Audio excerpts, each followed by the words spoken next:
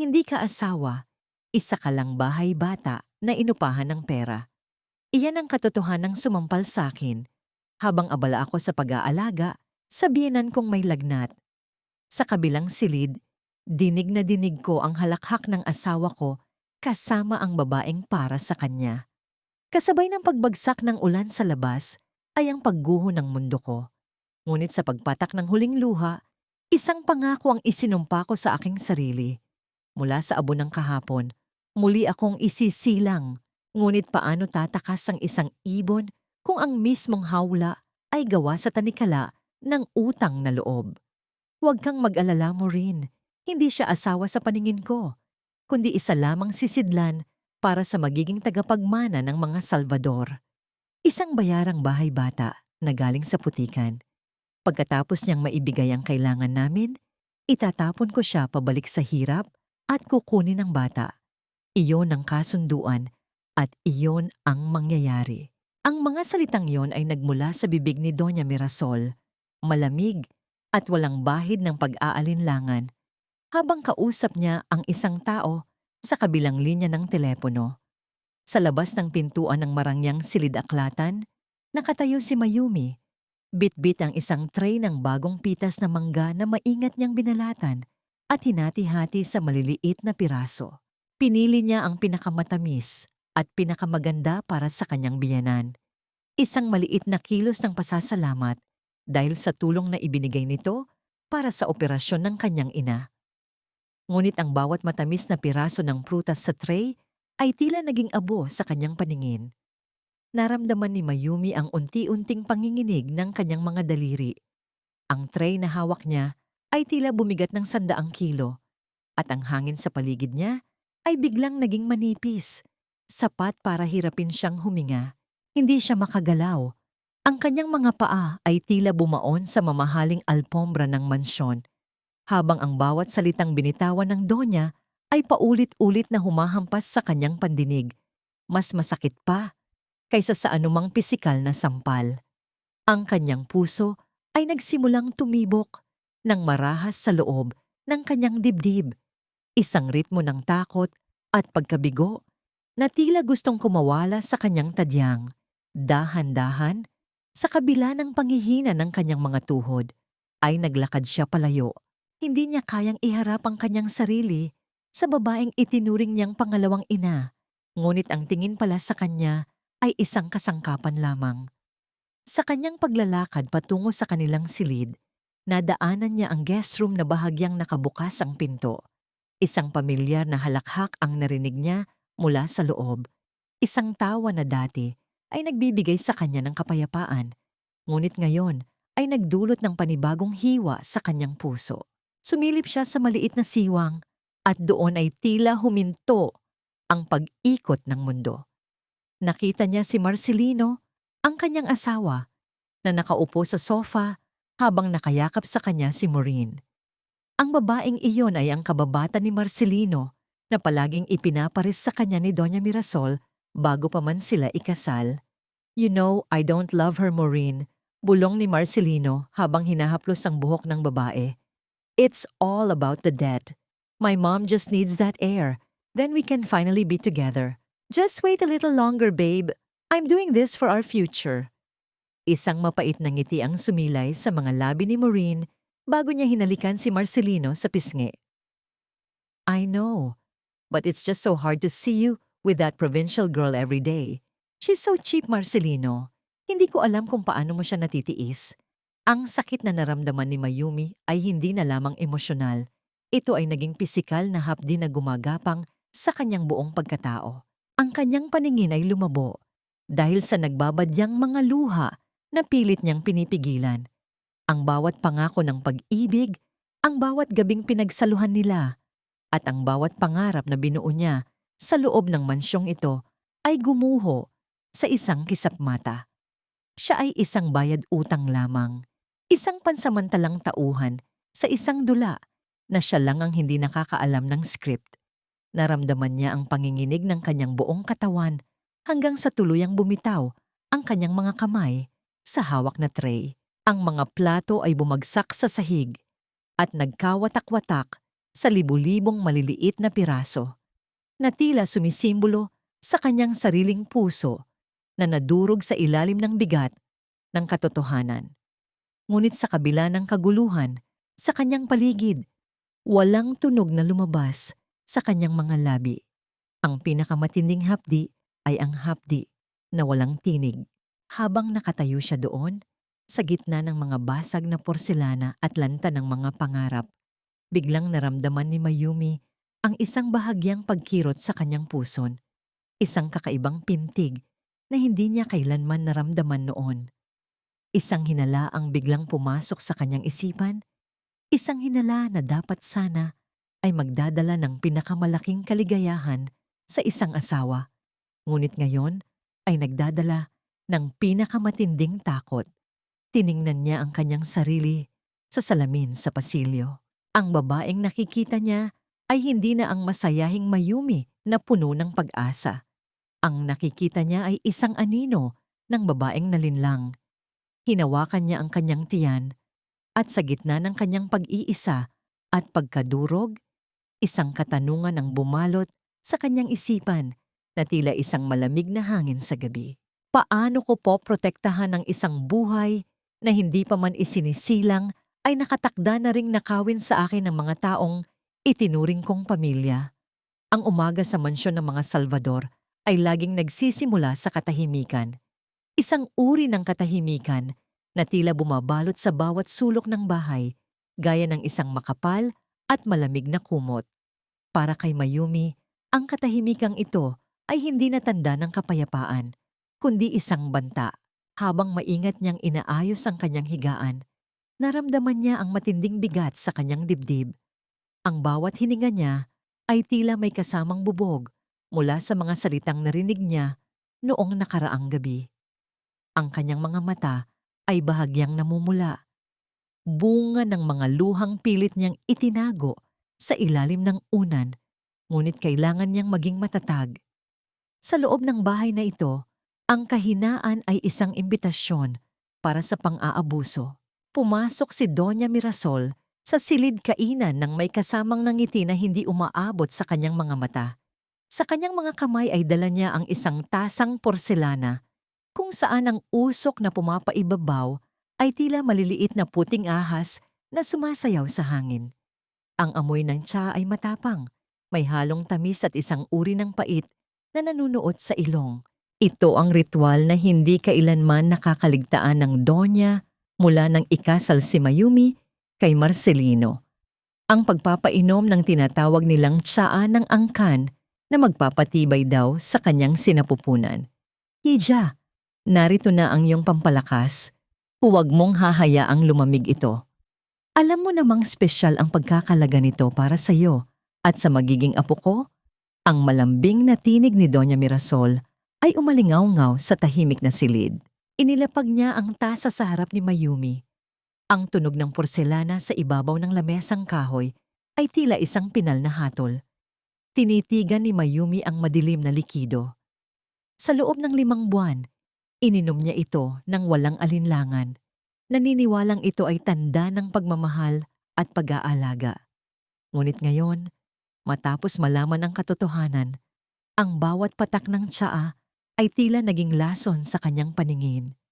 Bahagyang nanginig ang kanyang mga labi habang nagtatanong sa mahinang boses. Donya, maaari ko po bang malaman kung ano ang mga sangkap nito? Parang medyo kakaiba po ang kulay nito ngayon kaysa sa mga nakaraang araw. Sandaling tumigil ang paggalaw ni Doña Mirasol. Ang kanyang mga mata ay nanliit, isang mabilis na kidlat ng galit na agad ding napalitan ng huwad na pag-aalala. Hinawakan niya ang kamay ni Mayumi. Ang kanyang balat ay tila kasing lamig ng yelo. Bakit mo tinatanong, Mayumi? Pinagdududahan mo ba ang hangarin ko para sa iyo? Pagkatapos ng lahat ng ginawa namin para sa pamilya mo, pagkatapos naming bayaran ang ₱1,000,000 utang ninyo sa ospital para mabuhay ang nanay mo, ganito na ba ang isusukli mo sa akin? Isang kawalan ng tiwala. Ang salitang utang na loob ay tila isang tanikalang humigpit sa leeg ni Mayumi.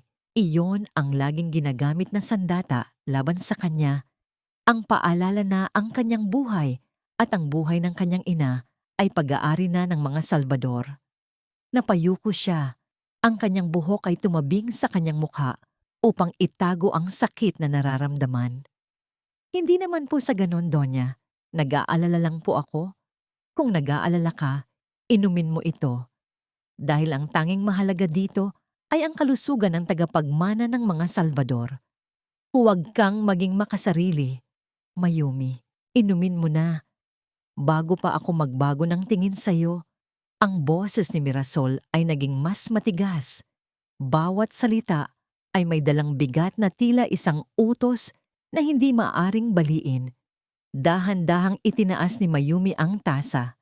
Sa sandaling iyon, ang kanyang gunita ay tila dinala siya pabalik sa kanilang maliit na kubo sa probinsya. Naalala niya ang kanyang tunay na ina, ang amoy ng nilagang luya at sariwang pandan na inihahanda nito tuwing siya ay may sakit. Ang init na dulot niyon ay mula sa tunay na pagmamahal, hindi mula sa pagmamanipula. Isang butil ng luha ang pumatak sa tsaa, lumilikha ng maliliit na bilog sa ibabaw ng itim na likido bago niya ito tuluyang nilunok. Ang pait ay nanatili sa kanyang lalamunan, tila isang lason na hindi lamang sumisira sa kanyang katawan, kundi pati na rin sa kanyang kaluluwa. Pinanood ni Doña Mirasol ang bawat paggalaw ng lalamunan ni Mayumi hanggang sa maubos ang laman ng tasa. Isang nakakatakot na ngiti ang sumilay sa kanyang mga labi bago siya tumalikod at lumabas ng silid. Iniwan ang kanyang manugang na tila isang lantang bulaklak sa gitna ng marangyang mansyon. Pagkaalis ng Donya, naramdaman ni Mayumi ang unti-unting pag-ikot ng paligid. Ang mga dingding ng silid kainan ay tila dahan-dahang lumalapit sa kanya at ang kanyang mga kamay at paa ay nagsimulang mamanhid. Isang matinding panlalamig ang gumapang mula sa kanyang sikmura patungo sa kanyang buong pagkatao. Napahawak siya sa gilid ng lamesa, ang kanyang mga kuko ay bumaon sa kahoy habang pilit niyang pinapanatili ang kanyang malay. Hindi ito ordinaryong pagkahilo, may mali. May matinding mali sa nararamdaman niya. Hinawakan ni Mayumi ang kanyang tiyan, kung saan nananahan ang kanyang munting sikreto, ang tanging bagay na nagbibigay sa kanya ng lakas upang bumangon sa bawat araw. Ang kanyang puso ay napuno ng matinding pangamba, hindi para sa sarili niya, kundi para sa buhay na nasa loob niya. Habang ang dilim ay dahan-dahang lumalamon sa kanyang paningin, isang nakapangingilabot na kaisipan ang naiwan sa kanyang diwa. Kung ang tiyaang ito ay para sa ikabubuti ng kanyang anak, bakit tila pinapatay nito ang bawat hibla ng kanyang lakas? Ano ang tunay na balak ni Doña Mirasol sa sanggol na dinadala niya?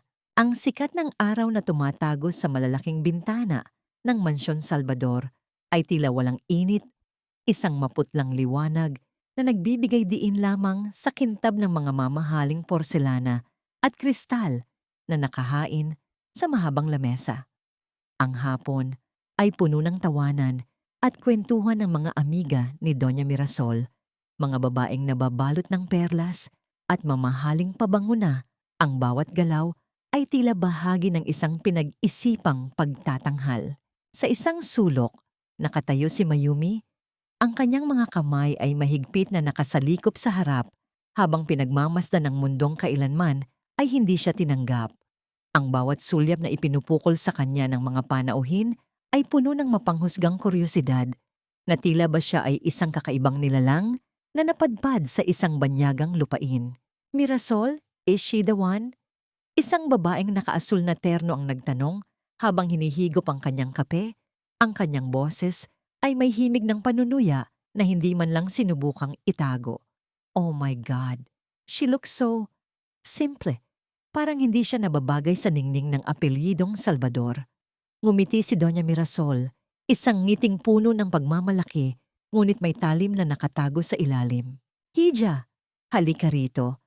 Tawag niya kay Mayumi. Ang kanyang tinig ay malumanay, ngunit may awtoridad na hindi matatanggihan.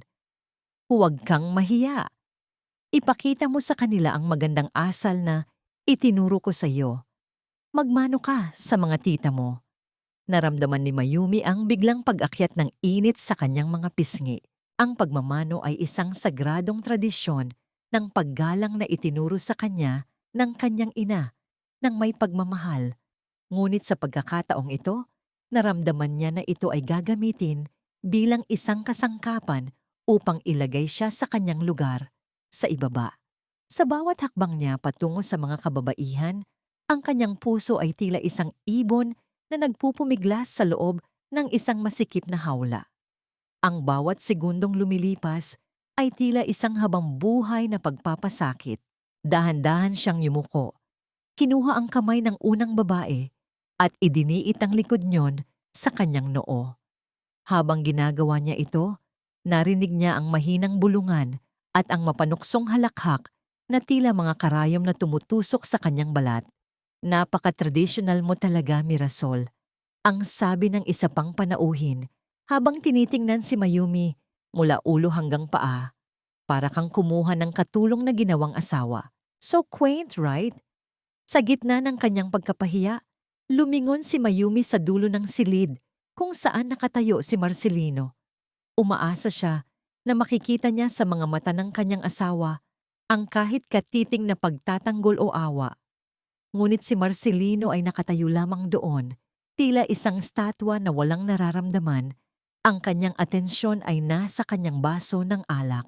Hindi man lang niya tinapunan ng tingin si Mayumi. Mas pinili niyang maging bulag sa paghihirap ng kanyang asawa kaysa harapin ang galit ng kanyang ina. Ang kawalan ng pagkilos ni Marcelino ay mas masakit pa kaysa sa lahat ng panglalait ng mga panauhin. Habang nananatiling nakayuko si Mayumi, napansin niya ang kanyang sariling mga sapatos. Mayroon pang maliit na bakas ng putik sa gilid niyon mula sa kanyang pagbisita sa hardin kaninang umaga upang kumuha ng mga bulaklak para sa florera. Ang munting dumi na yon ay tila isang malakas na paalala ng kanyang pinagmulan. Isang mundong payak, totoo, at malayo sa mapagkunwaring karangyaan ng mga Salvador. Sa sandaling iyon, ang kanyang pangungulila sa kanyang ina at sa kanilang maliit na dampa ay naging isang matinding hapdi sa kanyang lalamunan na mahirap lunukin. Nang matapos ang pagtitipon at umalis na ang mga panauhin, ang mansyon ay muling binalot ng isang nakabibinging katahimikan. Naiwan si Mayumi at Doña Mirasol sa gitna ng silid. Ang Doña ay dahan-dahang lumapit sa kanya. Ang bawat hakbang nito sa ibabaw ng marmol na sahig ay tila isang banta ng paparating na unos. Hinawakan nito ang baba ni Mayumi at itinaas ang kanyang mukha ng may marahas na puwersa. Huwag mong iisiping sapat na ang ginawa mo ngayong araw, Mayumi. Ang bulong ni Mirasol. Ang kanyang hininga ay amoy kape at kapangyarihan. Ang pagyuko mo ay kulang pa sa dapat mong ibigay sa pamilyang ito. Sa susunod na may mga panauhin ako, siguraduhin mong nakaluhod ka sa harap ko. Ipakita mo sa kanila kung gaano kakalaki ang utang na loob mo sa amin. Ang mga salitang yon ay naiwan sa hangin, tila isang sumpa na hindi mababawi. Habang pinapanood ni Mayumi ang paglakad palayo ng Donya, naramdaman niya ang isang malamig na panginginig na gumagapang sa kanyang buong pagkatao. Hanggang saan ang hangganan ng kanyang pagtitiis? Hanggang kailan niya kayang sikmurain ang bawat pag-alipusta bago tuluyang mawasak ang huling piraso ng kanyang dignidad? Sa loob ng maliit at lumang health center sa bayan, kung saan ang amoy ng alkohol ay humahalubilo sa alikabok ng mga lumang pasyente, nakaupo si Mayumi sa isang matigas na upuang kahoy. Ang bawat minutong lumilipas ay tila isang dantaon ng paghihintay. Nang tawagin ang kanyang pangalan ng isang nurse na may pagod na mukha, naramdaman ni Mayumi ang biglang panlalamig ng kanyang mga palad. Sa loob ng silid, ang boses ng komadrona ay tila nanggaling sa malayo. Ngunit malinaw ang bawat salitang binitawan nito. Mrs., positibo po ang resulta. Magdadalang tao na kayo, ang sabi nito habang may tipid ng ngiti. Sa sandaling iyon, ang mundo ni Mayumi ay tila huminto sa pag-ikot. Isang kakaibang init ang dumaloy sa kanyang buong katawan. Isang halo ng kagalakan na hindi maipaliwanag at isang matinding takot na sumakal sa kanyang hininga. Dahan-dahang inilapat ni Mayumi ang kanyang palad sa kanyang tiyan na tila ba sa pamamagitan yon ay mararamdaman niya ang maliit na buhay na nagsisimula ng mabuo sa loob niya. Sa gitna ng lahat ng pait at panlilinlang na nararanasan niya sa mansyon, ang balitang ito ay tila isang munting bituin sa madilim na kalangitan. Ngunit kasunod niyon ay ang malupit na paalala. Ang sanggol na ito ay hindi magiging kanya kung susundin ang plano ni na Doña Mirasol. Anak, hindi kita pababayaan. Hinding-hindi. Ang mahinang bulong ni Mayumi sa kanyang sarili habang naglalakad pabalik sa mansyon, ang bawat hakbang niya ay puno ng bagong determinasyon. Pagdating sa kanilang silid ni Marcelino, ang katahimikan ay tila mas mabigat kaysa dati.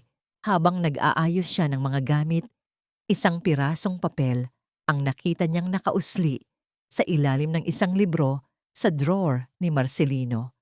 Nang buksan niya ito, ang kanyang puso ay tila muling pinitpit ng isang malaking bato. Ito ay isang resibo mula sa isang mamahaling tindahan ng alahas sa syudad.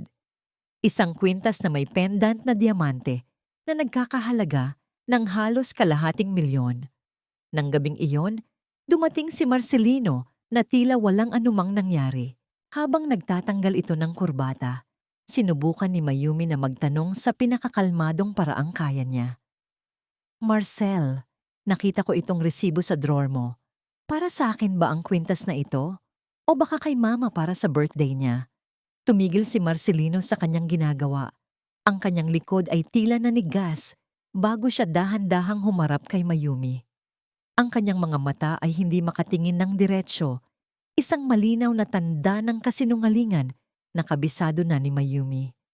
Ah yes, it's for Mom's birthday next month. Hindi ko palang naibibigay. Huwag mo nang pakialaman ang mga gamit ko, Mayumi. I have so many things on my mind right ngayon, so please just stop asking.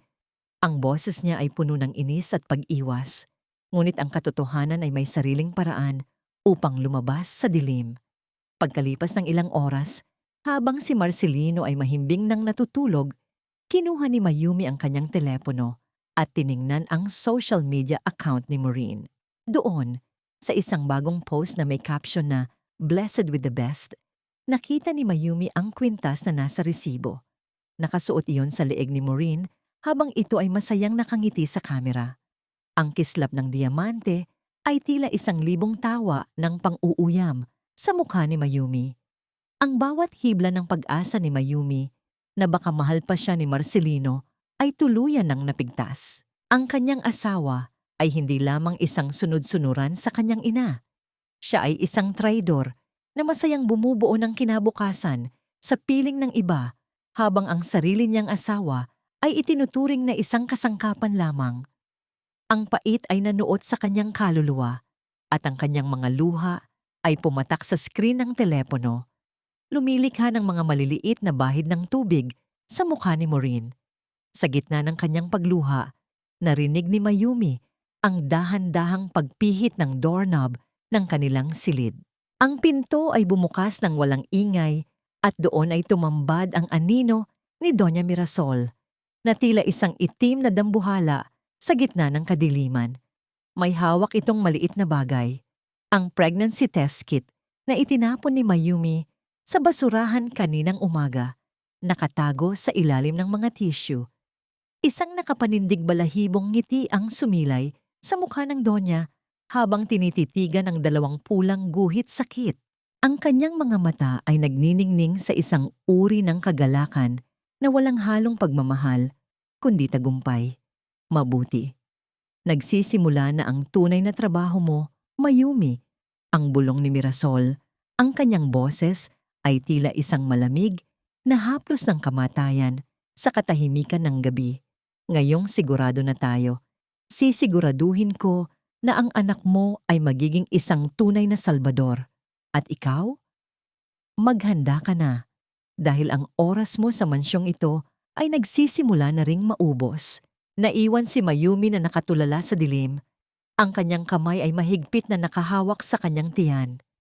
Ang katanungang bumabalot sa kanyang isipan ay hindi na kung paano siya magtatagal, kundi kung paano niya maililigtas ang kanyang anak mula sa mga kuko ng pamilyang ito bago ang lahat ay maging huli na. Sa ilalim ng malabong liwanag ng isang lumang bombilya sa bodega ng mansyon, kung saan ang bawat sulok ay nababalutan ng makapal na alikabok at mga alaala ng nakaraan, nakatayo si Mayumi sa harap ng isang luma at madilim na baul. Ang amoy ng luma at tuyong kahoy ay humahalo sa amoy ng gamo-gamo, isang amoy na tila nagdadala sa kanya pabalik sa isang panahong hindi pa siya nababalot ng lason ng mga Salvador. Ang kanyang mga daliri, na bahagyang nanginginig dahil sa lamig at kaba, ay dahan-dahang humawak sa magaspang na ibabaw ng baul, ang tanging pamanang naiwan ng kanyang ina bago ito tuluyang mawala sa kanyang paningin. Ang tunog ng lumang bisagra ng baul ay dumaing sa katahimikan ng silid habang ito ay dahan-dahang binubuksan, isang tunog na tila isang mahabang buntong hininga mula sa nakaraan. Sa loob niyon, nakatiklop ng maayos ang isang makapal na alpombra. Ang bawat hibla ng sinulid ay dumanas na sa hagupit ng panahon, ngunit ang kulay ay nananatiling buhay.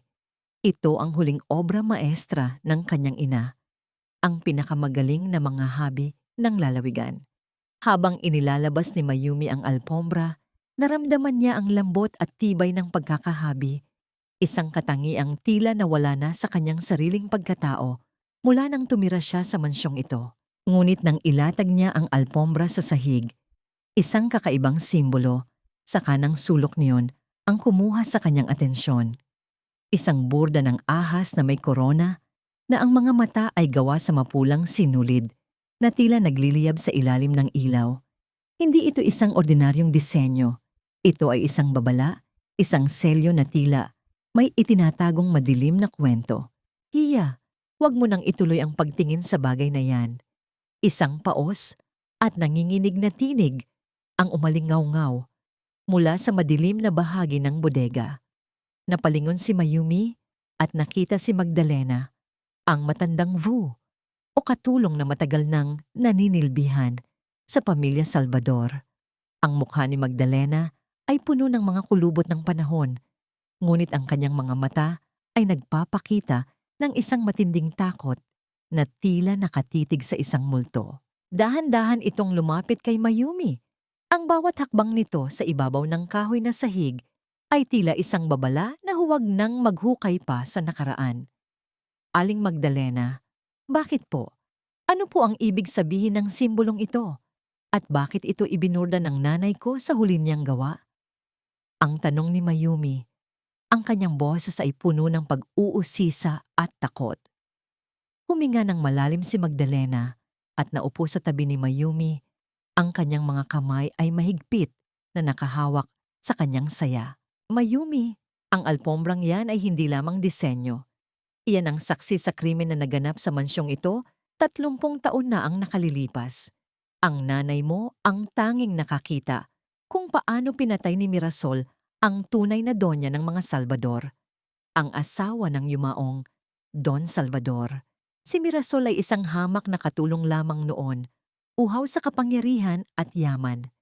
Naramdaman ni Mayumi ang tila paghinto ng pintig ng kanyang puso.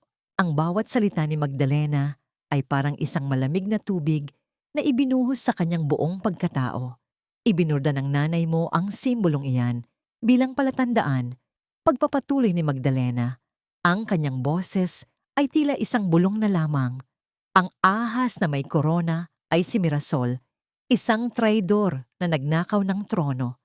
May mga dokumentong nakatago sa loob ng mga tupi ng alpombrang yan, mga lihim na maaaring magpabagsak kay Mirasol.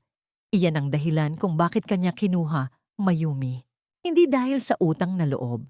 Kinuha kanya upang masiguradong walang sino man ang makakahanap sa alpombrang yan. At ngayong alam na niyang buntis ka, wala na siyang dahilan para panatilihin kang buhay kapag naisilang mo na ang bata. Ikaw ay isang saksi na kailangang patahimikin. Ang mga daliri ni Mayumi ay dahan-dahang dumausdos sa burda ng ahas. Nararamdaman ang bawat tahi na tila mga galos sa kanyang sariling balat. Ang mansyong ito, na akala niya ay isang kanlungan, ay isa palang libingan ng mga lihim at kasalanan. Ang bawat patak ng tsaa na ipinapainom sa kanya ni Mirasol, ang bawat mapagkunwaring haplos, ay bahagi ng isang madugong plano. Sa labas, ang hangin ay nagsimulang umihip ng malakas, lumilikha ng mga tunog na tila mga daing ng mga kaluluwang humihingi ng katarungan. Ang mga sanga ng puno ay humahampas sa mga bintana, na tila mga daliring nagpupumilit na pumasok sa loob. Isang malaking bagyo ang paparating, isang unos na hindi lamang magdadala ng ulan, kundi magbabago rin sa daloy ng kanyang kapalaran. Hinawakan ni Mayumi ang kanyang tiyan, at sa gitna ng kadiliman ng bodega, isang nanlalamig na determinasyon ang sumibol sa kanyang puso. Hindi na siya ang mahinang babaeng susunod-sunod sa utos ng mga Salvador. Kung ang buhay niya ay nakataya na rin lang, mas pipiliin niyang lumaban kaysa maghintay ng sarili niyang katapusan sa ilalim ng kuko ni Mirasol. Ngunit paano siya tatakas sa gitna ng papalapit na unos habang ang bawat sulok ng mansyong ito ay may mga mata at taingang nagbabantay sa bawat galaw niya? Sa gabi ng pinakamalakas na unos, hindi ang hangin ang pinakamabilis na tumatakbo, kundi ang aking pusong naghahanap ng kalayaan mula sa mga tanikalang ginto ng mga Salvador. Ang buong mansyon ay binalot ng madilim na kumot dahil sa pagkawala ng kuryente, isang kadilimang tila sumasalamin sa itim na balak ni Doña Mirasol. Sa labas, ang langit ay tila nagagalit, lumilikha ng mga dagundong na yumayanig sa pundasyon ng bahay, habang ang ulan ay walang awang humahampas sa mga salamin ng bintana, tila mga libu-libong daliri na nagpupumilit na pumasok at sumingil sa mga kasalanang nakatago sa loob. Sa loob ng kanyang silid, nanginginig ang mga kamay ni Mayumi habang nagsusulat ng isang maikling liham sa ilalim ng liwanag ng isang maliit na kandila. Ang bawat salita ay isang kasinungalingan para sa kanyang kaligtasan. Sinabi niyang uuwi muna siya sa probinsya dahil sa takot sa bagyo at pag-aalala sa kanyang ina. Iyon ang tanging paraan upang hindi siya agad hanapin ni Marcelino o ng mga tauhan ni Mirasol. Matapos itiklop ang papel, maingat niyang binuhat ang alpombrang pamana ng kanyang ina, ang tanging bagay na naglalaman ng katotohanan at ang tanging sandata na mayroon siya. Dahan-dahan siyang lumabas ng silid, ang bawat hakbang niya sa pasilyo ay tila isang pakikipagpatintero sa kamatayan. Nang madaanan niya ang pintuan ng silid ni Marcelino, sandali siyang tumigil.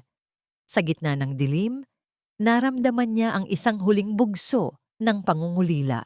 Inilapat niya ang kanyang mainit na labi sa malamig na doorknob ng pinto. Isang lihim at mapait na paalam sa lalaking minahal niya ng buong puso, ngunit mas piniling maging anino ng kanyang ina kaysa maging haligi ng kanilang sariling pamilya. Iyon ang kanyang golden moment, ang huling hibla ng pag-ibig na kusang pinutol ni Mayumi bago siya tuluyang humakbang patungo sa kawalan. Sa labas ng mansyon, ang hagupit ng bagyo ay tila isang pader ng tubig at hangin na sumalubong sa kanya. Ang bawat patak ng ulan ay parang mga maliliit na bato na tumatama sa kanyang balat, at ang hangin ay tila gustong tangayin ang kanyang maliit na katawan. Yakap-yakap ang alpombra na nakabalot sa plastik. Tumakbo si Mayumi patungo sa direksyon ng ilog. Ang tubig sa kalsada ay lampas na sa kanyang bukong-bukong, malamig at maputik. Ngunit ang takot na manatili sa piling ni Mirasol ay mas matindi kaysa sa anumang panganib sa labas. Nang makarating siya sa lumang tulay na kahoy, ang agos ng ilog sa ibaba ay tila isang gutom na hayop na nagwawala. Ang bawat paghampas ng malalaking troso sa mga haligi ng tulay ay nagdudulot ng panginginig sa buong estruktura.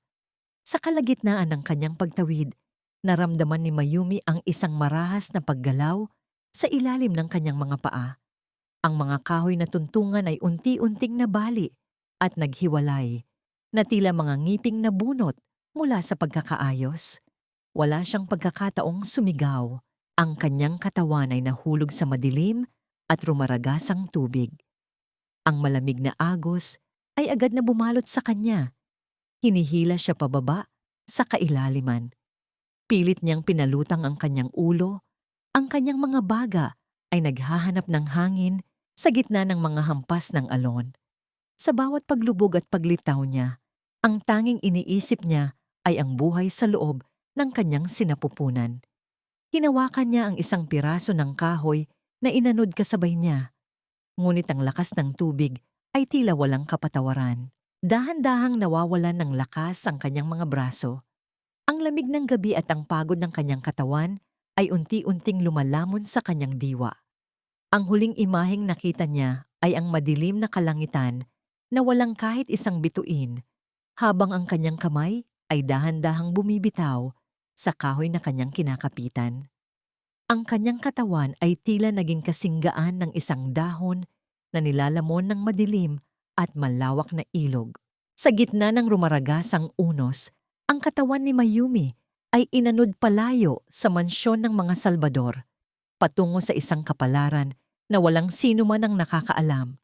Buhay pa ba ang babaeng itinuring nilang gamit lamang o tuluyan na siyang nilunod ng mga lihim na pilit niyang tinatakasan?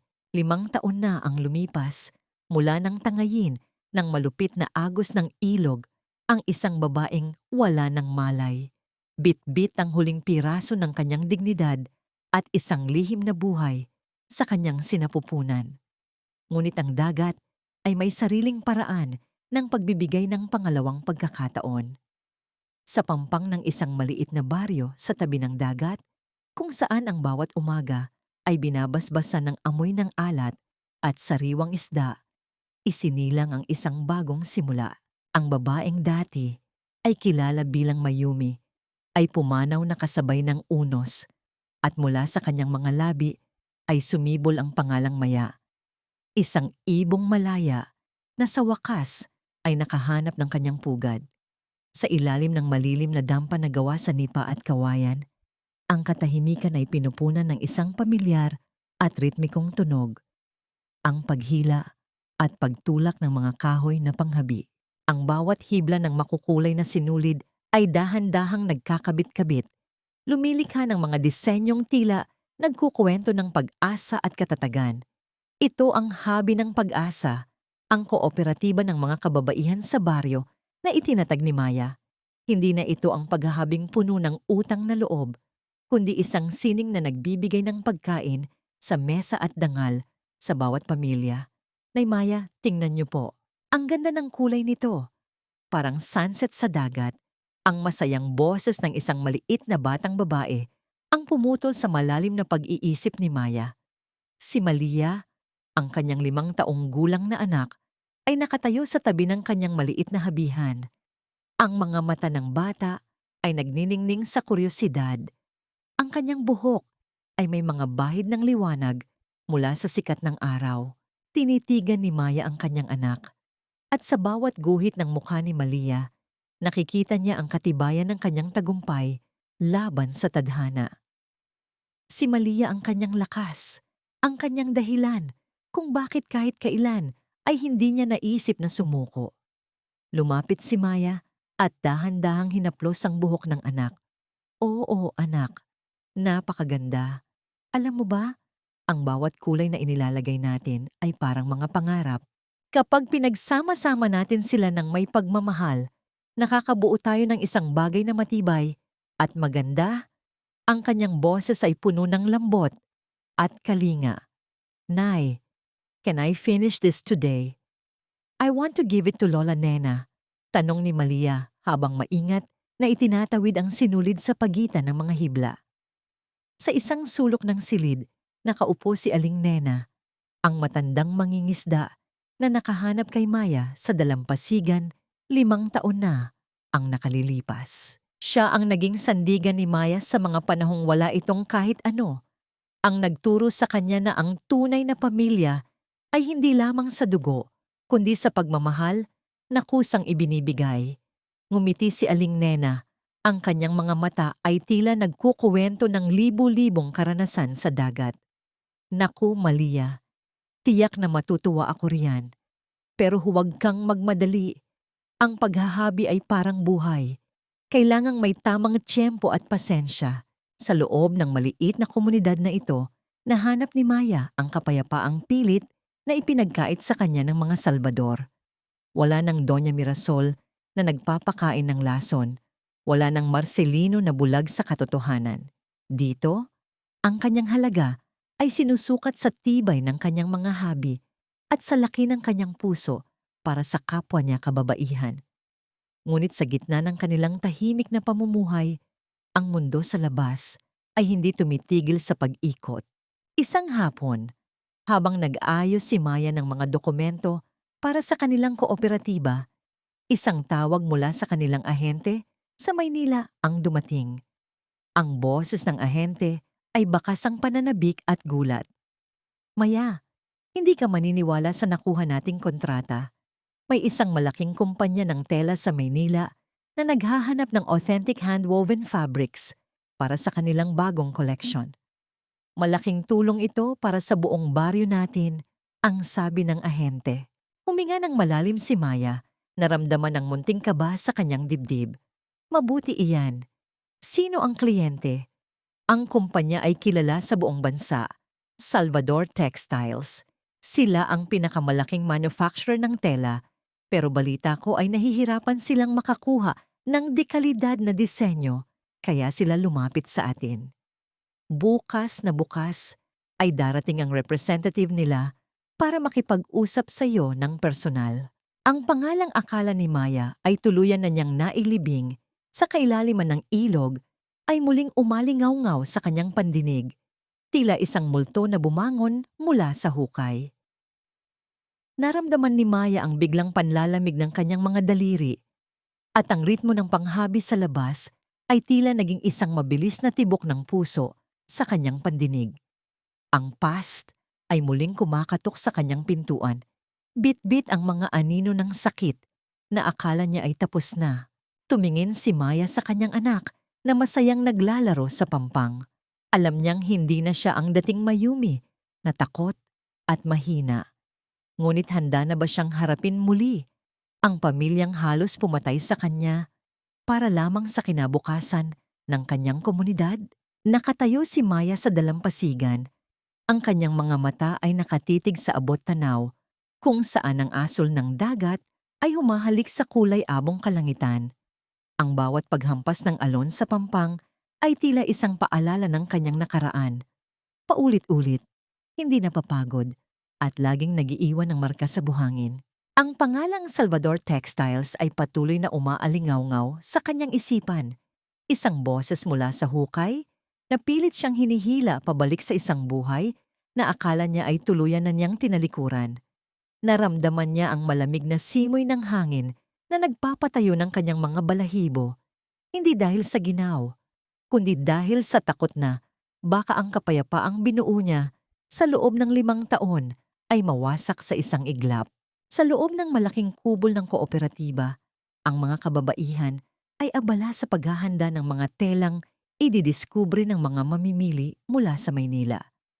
Ang kanilang mga mukha ay puno ng pag-asa, ang mga ngiti ay tapat at malalim. Nakita ni Maya ang isang matandang manghahabi na maingat na inaayos ang mga hibla ng sinulid.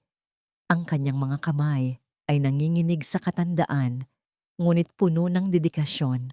Ang bawat isa sa kanila ay umaasa sa kontratang ito upang maipagpatuloy ang pag-aaral ng kanilang mga anak at pambili ng gamot para sa kanilang mga may sakit. Ito ang golden moment ni Maya, ang makita ang bunga ng kanyang paghihirap sa mga mata ng kanyang kapwa manggagawa. Ang kanilang mga pangarap ay nakasabit sa kanyang mga balikat at alam niyang hindi niya sila maaaring biguin dahil lamang sa sarili niyang mga multo. Maya, kailangan nating tanggapin ang alok na ito. This is a once-in-a-lifetime opportunity para sa habi ng pag-asa. Isipin mo ang daming pamilyang matutulungan nito, ang sabi ng kanyang ahente sa telepono. Ang boses nito ay puno ng excitement at panghihikayat. Alam kong mahirap bumalik sa Maynila, but we have so much at stake dito. You are our leader, and they specifically asked for the representative of the cooperative to be there. Huminga ng malalim si Maya. Ang kanyang kamay ay mahigpit na nakakapit sa gilid ng lamesang gawa sa kawayan. Narinig niya ang balita mula sa kanyang mga koneksyon sa lungsod na ang Salvador Textiles ay unti-unti nang nalulugmok. Ang dating marangyang kumpanya ay nababahiran na ng utang dahil sa maling pamamalakad ni Doña Mirasol at sa walang katapusang paggastos ni Maureen. Isang mapait na ngiti ang sumilay sa kanyang mga labi.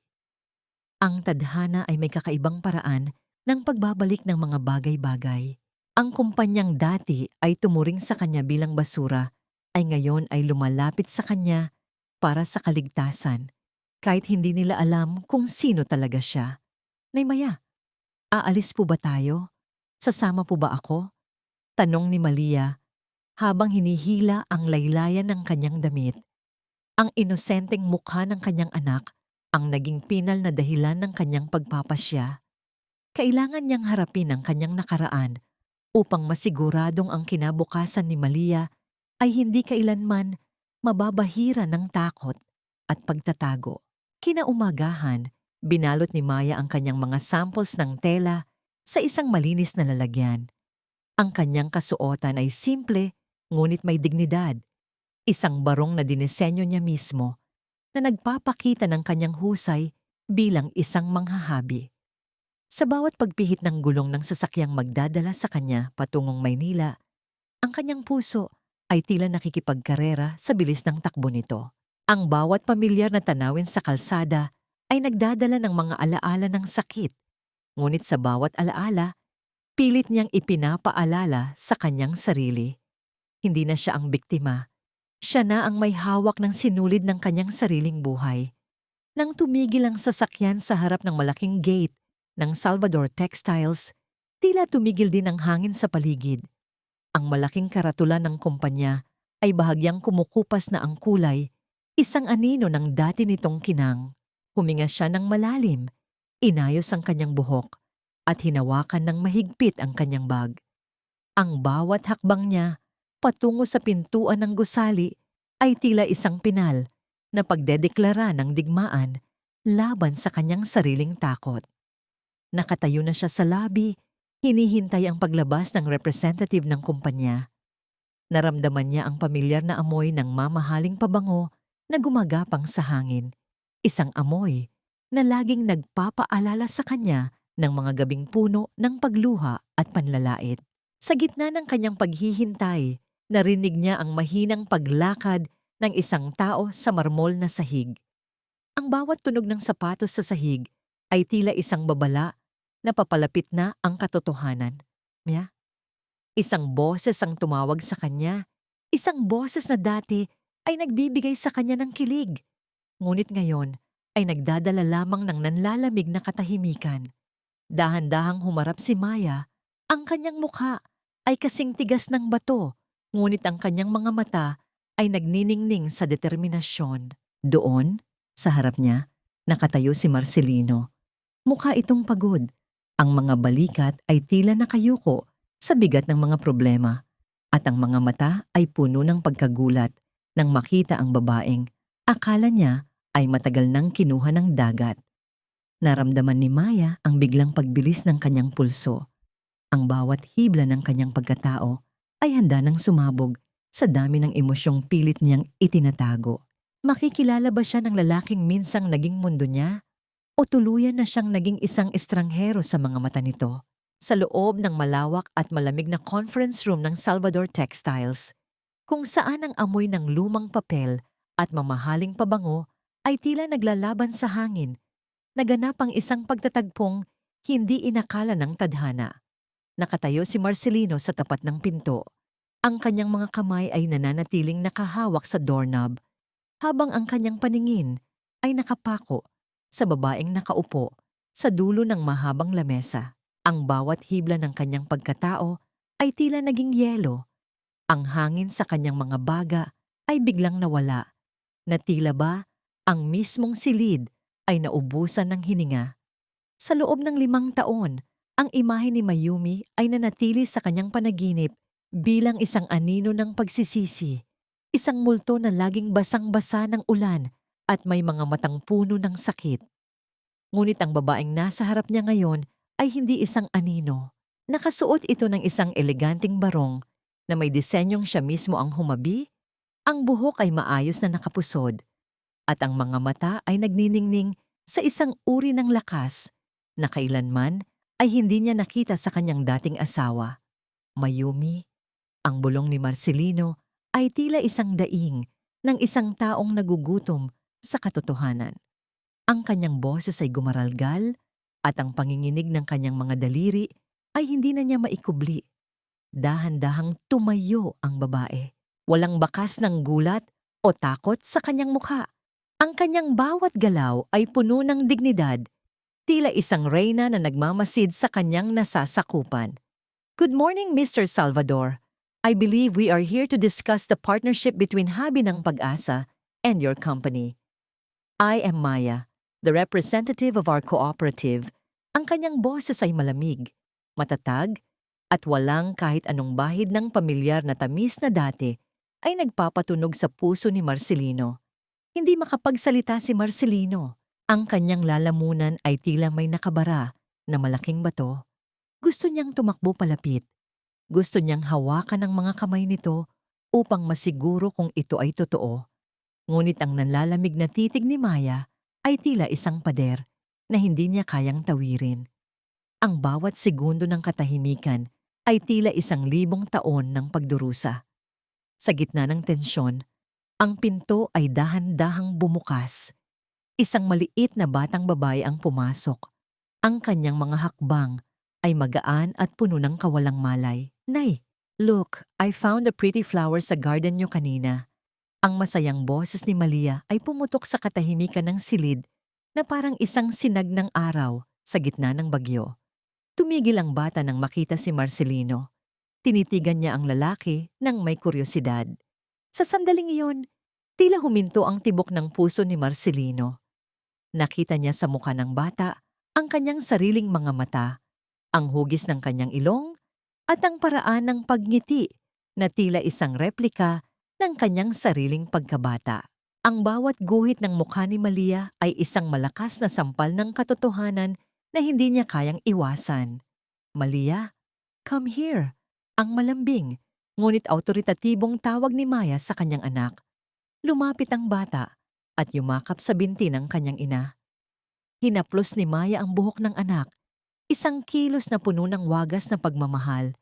Isang pagmamahal na dati ay ibinigay niya kay Marcelino, ngunit ngayon ay nakalaan na lamang sa kanyang munting anghel. Iyon ang kanilang golden moment, ang pagpapakita ng isang koneksyong hindi kayang putulin ng anumang kasinungalingan. Sino siya, Mayumi? Bakit? Bakit kamukha ko siya? Ang tanong ni Marcelino ay halos isang pagsamo na. Ang kanyang mga mata ay nagsimulang mangiliid ang luha. Tumingin ng diretso si Maya sa kanya. Walang emosyon, walang awa. I told you, Mr. Salvador, my name is Maya, and this is my daughter Malia. She is my life, my everything, at wala siyang kinalaman sa iyo o sa pamilya mo. Ang kontratang dala ko ay para sa negosyo lamang.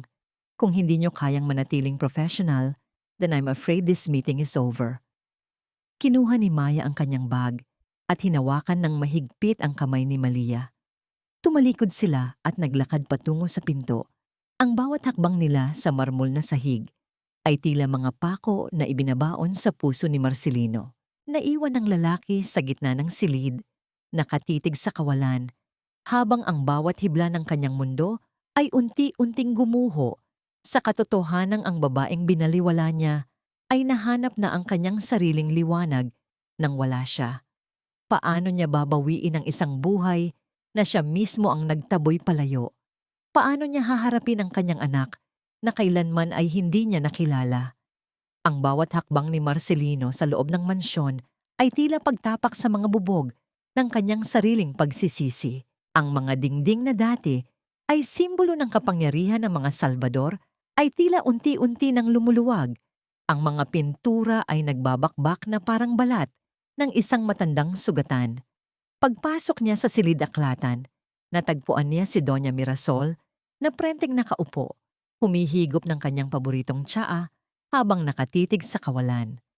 Ang kintab ng kanyang mga alahas ay tila hindi na sapat upang itago ang pagod sa kanyang mukha. Ma, tell me the truth. Noong gabi ng bagyo 5 taon na ang nakalilipas, ano ba talaga ang nangyari? Alam mo bang buhay si Mayumi? At may anak kami, ma. May anak kami. Ang boses ni Marcelino ay nanginginig sa galit at pait. Ang bawat salita ay tila isang pagsusumamo sa katarungan. Ibinaba ni Mirasol ang kanyang tasa sa lamesa. Ang tunog ng porselana sa kahoy ay tila isang pinal na tuldok sa katahimikan. Marcelino, huwag kang magpakadrama. Patay na ang babaeng iyon. Ang nakita mo ay isang impostora na gustong perahan ng pamilya natin ngayon na alam nilang gipit tayo. At ang batang yon, it could be anyone's child. Huwag kang padala sa bugso ng damdamin. Ang boses ni Mirasol ay nananatiling matigas at walang bahid ng pagsisisi. Habang nagbabangayan ang mag-ina, sa kabilang bahagi ng lungsod, nakaupo si Maya sa harap ng Board of Directors ng Salvador Textiles. Ang kanyang presensya ay tila isang bagyong hindi nila inakalang darating. Hawak niya ang mga dokumentong nagpapatunay na ang Salvador Textiles ay baon na sa utang at ang tanging paraan upang maisalba ito ay ang pakikipagtulungan sa kanyang kooperatiba. I am not here to ask for a favor, Mr. Board Members. I am here to offer a solution, but my conditions are non-negotiable. Ang bawat manggagawa na tinanggal nyo ay dapat ibalik sa trabaho ng may sapat na benepisyo. At ang pamamahala sa production ay mapupunta sa habi ng pag-asa. Ang malamig at matatag na pahayag ni Maya. Nakita niya ang takot sa mga mata ng mga opisyal, isang takot na dati ay siya ang nakakaramdam. Sa labas ng gusali, namataan ni Maya si Mang Teroy, isa sa mga matatandang manghahabi na dati niyang nakasama sa factory. Nakaupo ito sa isang gilid, mukhang pagod at gutom, habang hawak ang isang maliit na balot ng kanin. Hindi nag-atubili si Maya. Lumapit siya at naupo sa tabi ng matanda. Isang kilos na tila hindi akma sa kanyang kasuotan, ngunit akma sa kanyang puso. Mang Teroy, naalala niyo po ako? Ito po, may dala kong konting ulam.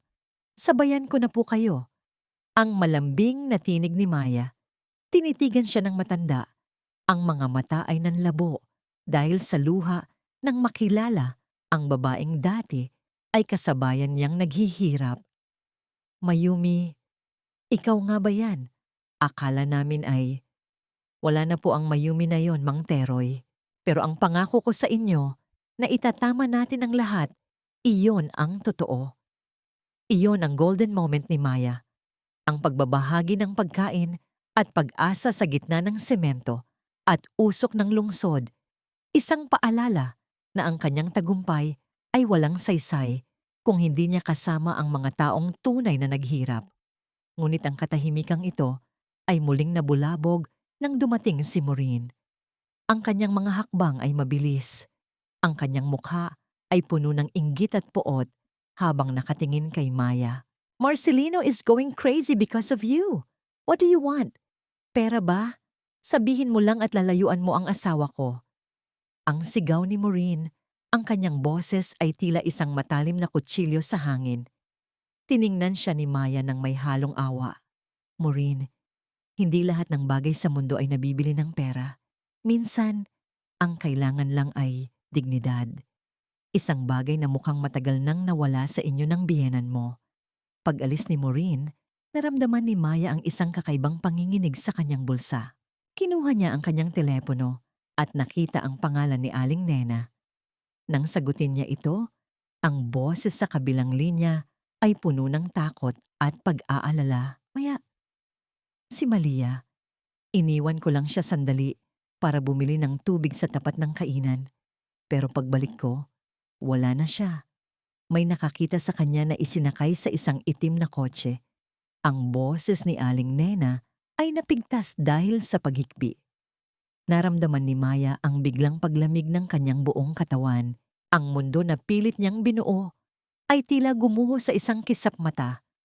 Ang bawat hininga niya ay tila naging yelo at ang takot na pilit niyang ibinaon ay muling bumangon ng mas matindi kaysa dati. Sino ang kukuha sa kanyang anak? At ano ang gagawin niya kung ang kapalit ng kanyang katarungan ay ang buhay ng pinakamahalagang tao sa kanya?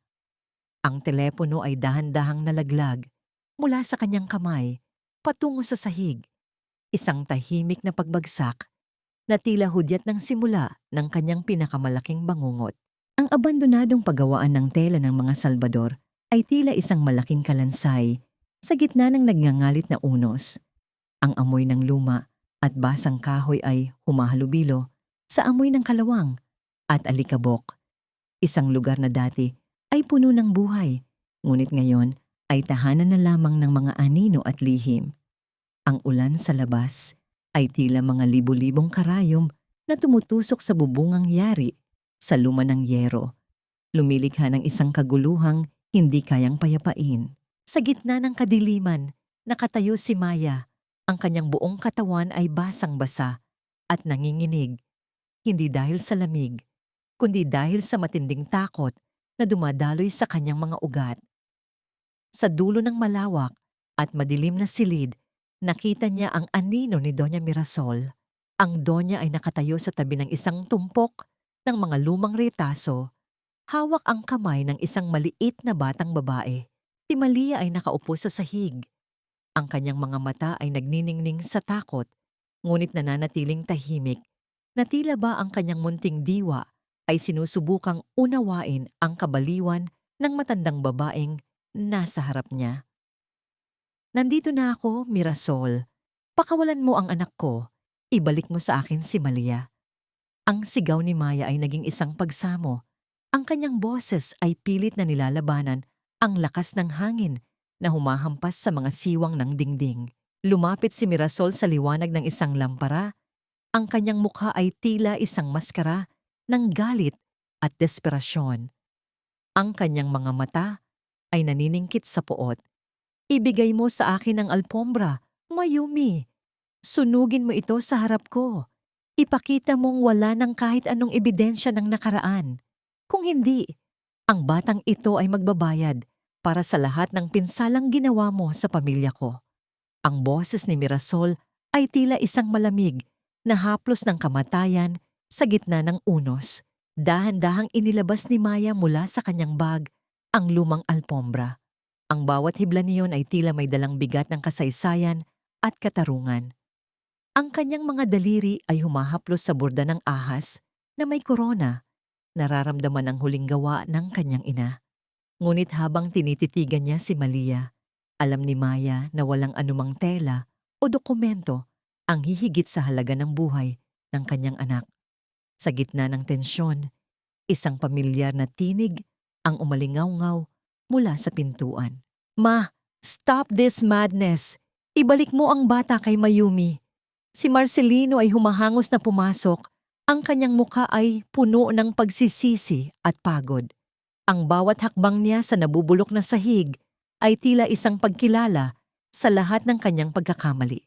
Doon, sa gitna ng guho, ay nakita niya ang katotohanan. Ang kanyang ina ay hindi ang reynang dapat niyang protektahan, kundi ang halimaw na sumisira sa kanilang lahat.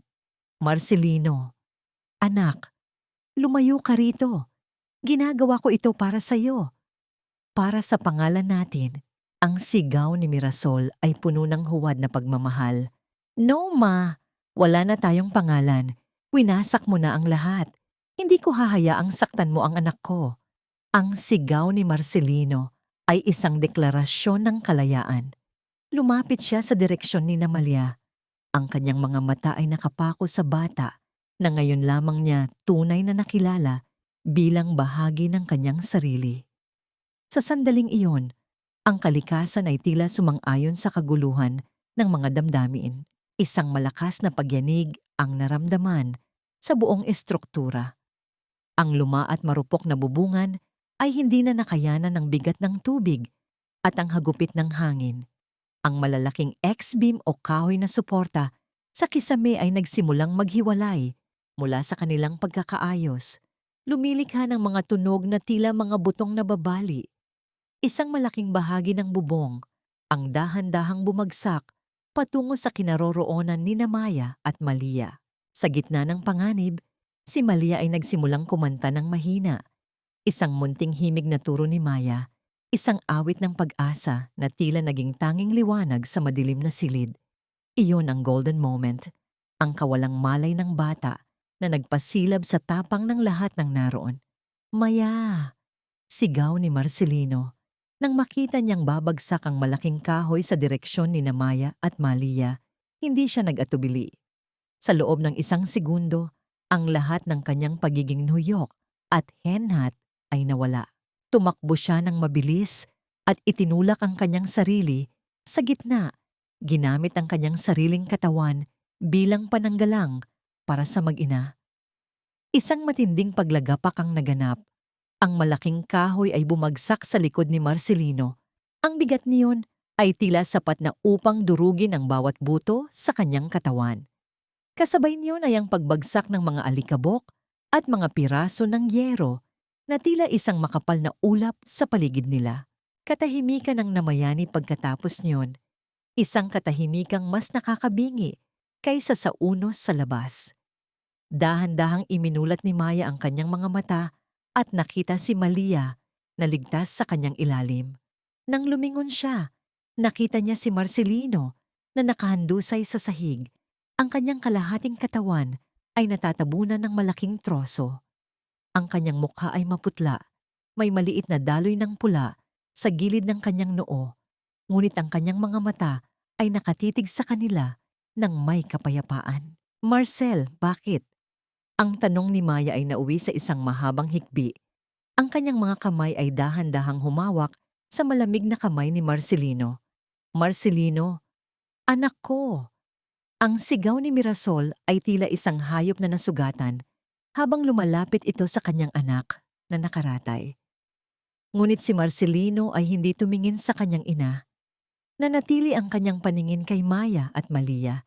Sa unang pagkakataon sa kanyang buhay, nahanap ni Marcelino ang kanyang tunay na tungkulin, hindi bilang isang tagapagmana, kundi bilang isang ama na handang isakripisyo ang lahat para sa kanyang pamilya. Isang mahinang ngiti ang sumilay sa mga labi ni Marcelino habang pinagmamasdan niya si Malia. Patawarin mo ako, Mayumi. Protektahan mo ang anak natin. Ang bulong niya, ang bawat hininga ay tila isang malaking sakripisyo. Paano haharapin ni Maya ang bukas kung ang kanyang katarungan ay binayaran ng buhay ng lalaking minsang naging lahat para sa kanya? At ano ang mangyayari sa pamilyang ito ngayong ang lahat ng anino ay tuluyan ng nailantad sa ilalim ng huling unos?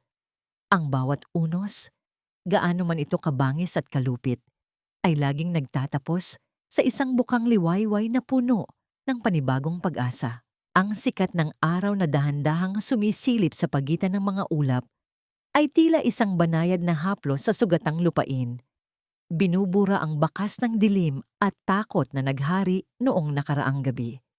Sa labas ng abandonadong pagawaan, ang mga sasakyan ng mga pulis ay nagbibigay ng mga asul at pulang liwanag na humahalik sa basang semento. Isang senyales na ang katarungan ay sa wakas ay dumating na upang singilin ang mga anino ng nakaraan. Nakatayo si Maya sa gitna ng kaguluhan, mahigpit na nakayakap kay Malia. Ang kanyang mga mata ay nakapako kay Doña Mirasol na ngayon ay inaalalayan ng mga awtoridad palabas ng guho. Ang Donya ay hindi na ang makapangyarihang reyna na kinatatakutan ng lahat. Ang kanyang mamahaling damit ay puno ng putik. Ang kanyang buhok ay gulo-gulo. At ang kanyang mga mata ay nagniningning sa isang uri ng baliw na kagalakan habang yakap-yakap ang isang piraso ng nasunog na alpombra. Tumatawa siya ng mahina. Isang tunog na tila isang sirang plaka na paulit-ulit na bumibigkas ng mga pangalan ng mga taong kanyang pinatay at ninakawan. Ang kanyang isipan ay tuluyan ng nilamon ng sarili niyang mga kasalanan. Isang bilangguang mas masahol pa kaysa sa anumang rehas na bakal. Pagkalipas ng ilang linggo, ang amoy ng disinfectant at ang puting dingding ng ospital ang naging pansamantalang mundo ni Marcelino. Nakahiga siya sa kama. Ang kanyang mga binti ay nananatiling walang buhay sa ilalim ng puting kumot, isang habambuhay na paalala ng kanyang sakripisyo. Nang bumukas ang pinto, pumasok si Maya kasama si Malia. Ang bawat hakbang ni Maya sa makinis na sahig ay tila isang pagtimbang sa lahat ng sakit at ligaya na pinagdaanan nila. "Marcel, kumusta ka na?" Ang boses ni Maya ay malumanay. Wala na ang talim ng galit na dati ay namumutawi sa kanyang mga labi. Napalingon si Marcelino. Ang kanyang mukha ay payapa sa kabila ng kanyang kalagayan. "Maya, salamat sa pagdating. Alam kong wala na akong karapatang humingi ng anuman, pero sapat na sa akin na makita kayong ligtas. Patawarin mo ako kung huli na ang lahat. Hindi ko hinihinging bumalik ka. Gusto ko lang na malaman mong malaya ka na sa akin at sa pamilya ko." Ang bawat salita ni Marcelino ay may dalang bigat ng katapatan. Tinitigan siya ni Maya ng matagal.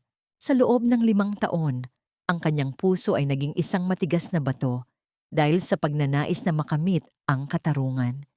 Ngunit habang tinitingnan niya ang lalaking nagligtas sa kanilang anak, naramdaman niya ang unti-unting pagkatunaw ng yelong bumabalot sa kanyang kaluluwa. Hindi ito pag-ibig na tulad ng dati, kundi isang tahimik na pagpapatawad para sa kanyang sariling kapayapaan. "Pinapatawad na kita, Marcel. Hindi dahil sa nararapat ka, kundi dahil ayaw ko nang bitbitin ang galit na ito sa kinabukasan ni Malia." "Magpagaling ka." Para kay Malia, ang sagot ni Maya, ang kanyang boses ay tila isang banayad na hangin na nagdadala ng kagalingan. Sa sandaling iyon, lumapit si Malia sa tabi ng kama. Inabot ng bata ang isang maliit na bulaklak na papel na siya mismo ang nagtupi mula sa isang pahina ng notebook. "Hi Papa, ito po. Para hindi na kayo malungkot." Ang inosenteng tinig ni Malia ay tila isang anghel na bumaba sa lupa. Iyon ang kanilang golden moment. Ang unang pagkakataon na tinawag ni Malia si Marcelino na Papa. Nakita ni Maya ang pagdaloy ng mga luha sa pisngi ni Marcelino, mga luhang hindi dala ng sakit, kundi ng isang wagas na kagalakan at pasasalamat. Hinawakan ni Marcelino ang maliit na kamay ng anak at sa sandaling iyon, ang lahat ng yaman at kapangyarihan ng mga Salvador ay naging walang saysay kumpara sa init ng kamay ng kanyang anak. Pagkalipas ng ilang buwan, ang Salvador Textiles ay muling binuksan ang mga pintuan nito, ngunit hindi na sa ilalim ng takot at biktima. Ang kooperatiba ng Habi ng Pag-asa na pinamumunuan ni Maya ang kumuha sa pamamahala nito. Ang mga manghahabi ay hindi na itinuturing na mga makina, kundi mga kasama sa pagbuo ng isang pangarap. Ang bawat tela na lumalabas sa factory ay may tatak ng dignidad at pagmamahal. Nakatayo si Maya sa harap ng kumpanya, pinagmamasdan ang mga manggagawang masayang pumapasok sa trabaho. Wala na ang kaba sa kanyang dibdib, wala na ang tanikala ng utang na loob. Siya ay isang babaeng nahanap ang kanyang sariling tinig sa gitna ng katahimikan at ang kanyang sariling lakas sa gitna ng kahinaan. Tiningnan niya ang langit, kung saan ang mga ibon ay malayang lumilipad sa malawak na asul na kalawakan. Hinawakan niya ang kamay ni Malia na masayang tumatalon sa kanyang tabi. Ang bawat hibla ng kanyang buhay, mula sa pinakamadilim na sinulid ng sakit hanggang sa pinakamaliwanag na hibla ng pag-asa, ay sa wakas ay nakabuo na ng isang napakagandang obra maestra. Isang buhay na siya mismo ang naghabi. Paano nga ba magtatapos ang isang kwento ng pag-ibig at pagsisisi? Sa isang huling tingin sa nakaraan, alam ni Maya na ang bukas ay hindi na isang banta, kundi isang pangako na puno ng liwanag. Sa dalampasigan ng kanilang munting baryo, kung saan ang bawat butil ng buhangin ay saksi sa bawat luha at tagumpay. Nakatayo si Maya habang pinagmamasdan ang paglubog ng araw. Ang langit ay nababalutan ng kulay kahel at lila. Isang tanawing tila, isang dambuhalang canvas na ipininta ng tadhana upang markahan ang katapusan ng isang mahabang kabanata at ang simula ng isang walang hanggang kapayapaan.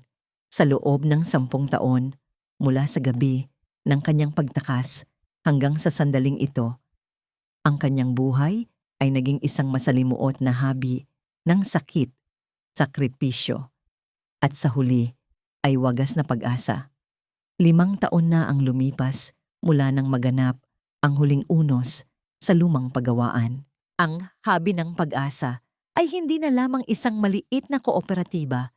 Ito na ang sentro ng paghabi sa buong bansa na nagbibigay ng dangal at kabuhayan sa libu-libong kababaihan na dati ay walang tinig. Ang mansyon ng mga Salvador ay hindi na isang hawla ng mga lihim, kundi isang paaralan para sa mga batang nagnanais matututunan ng sining ng paghahabi. Isang lugar kung saan ang bawat bata ay tinuturuang ang kanilang halaga ay hindi nasusukat sa kanilang pinagmulan, kundi sa tibay ng kanilang mga pangarap. Nay, look, ang laki na ng saranggula ko. Ang masayang boses ni Malia, na ngayon ay 10 taong gulang na, ay pumailan lang sa hangin.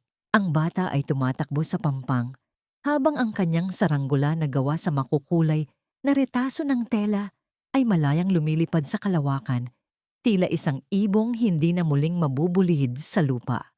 Sa di kalayuan, nakaupo si Marcelino sa kanyang wheelchair sa ilalim ng isang puno ng niyog. Ang kanyang mukha ay puno ng katahimikan habang pinapanood ang kanyang anak. Itinatag niya ang Malia Foundation, isang institusyong tumutulong sa mga batang biktima ng pang-aabuso at kahirapan. Ang kanyang paraan ng habambuhay na pagsisisi at pagbabayad sa mga kasalanan ng kanyang pamilya. Bagamat hindi sila nagkabalikan ni Maya bilang mag-asawa, nahanap nila ang isang uri ng pagkakaibigang nakaugat sa respeto at sa kanilang iisang layunin, ang kaligayahan ng kanilang anak. How's the foundation, Marcel? Ang tanong ni Maya habang lumalapit sa kanya.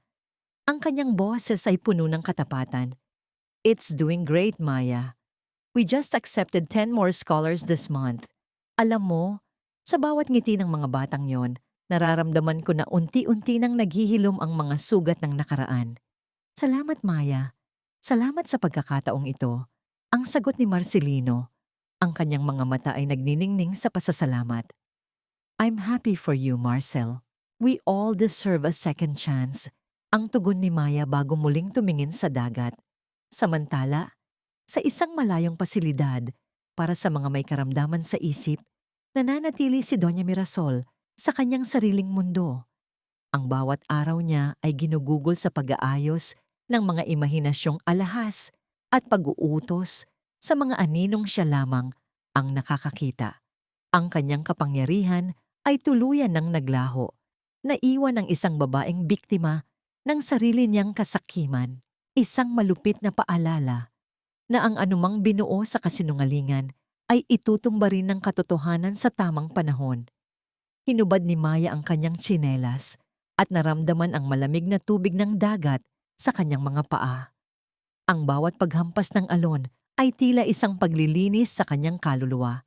Tiningnan niya ang kanyang mga kamay. Ang mga kamay na dati ay puro kalyo sa pagtatrabaho sa putikan, ang mga kamay na muntik nang bumitaw sa gitna ng baw, ay siya ring mga kamay na nagtahi ng isang bagong bukas para sa napakaraming tao. Ang buhay ay parang isang malaking alpombra.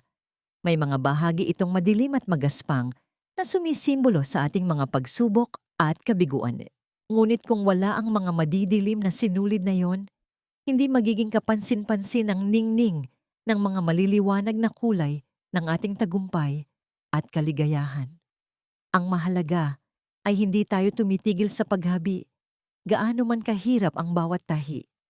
Hinawakan ni Maya ang kamay ni Malia na lumapit sa kanya at sabay silang naglakad sa dalampasigan habang ang araw ay tuluyan ng nagpapaalam.